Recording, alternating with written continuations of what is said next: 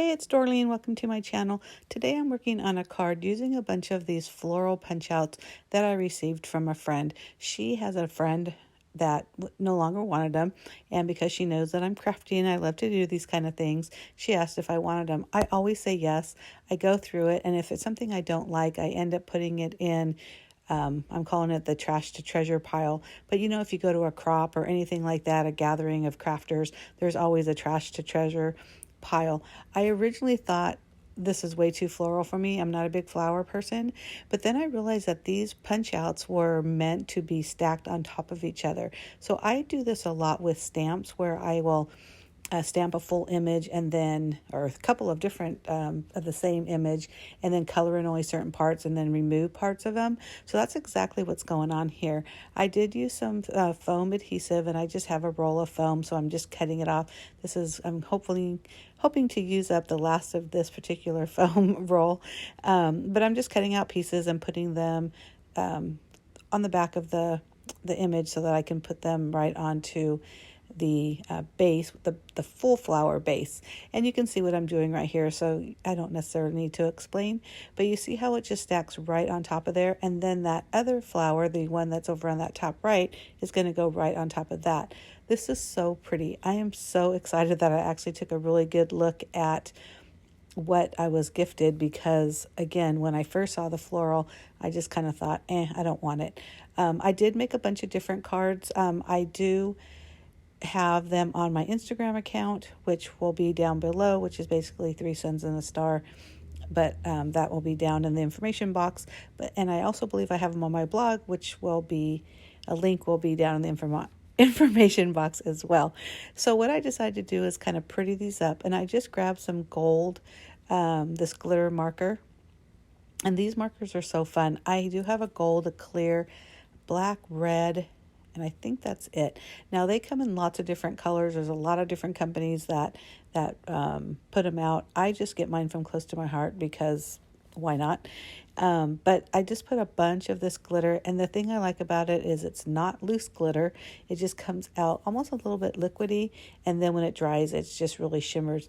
Now the problem is when I'm filming, you can't see a lot of the shimmer, but believe me, it's shimmering. So anyhow, like, I put that aside to dry, and then I'm going to work on the card front. So I just grabbed a piece of, this is 11 by 4¼ so this is your standard card. I just scored it at 5½ inches, and now I'm putting this pattern paper on it. I wasn't really sure what to do, but I really like this white with the black polka dots. I think it looks so cute, and it has kind of a classic look. Very simple, but if you really look at it, it's also very pretty. So I cut the polka dot paper down to 4 by 5¼ and I'm going to go ahead and adhere the flower onto the background piece, and then I'm going to use that gold thread that you saw me pull out earlier and wrap it around this pattern paper. Now I probably am one of the worst people when it comes to tying bows. Every so often I get lucky. I don't know if I get too lucky here, but it's very thin gold thread that I have.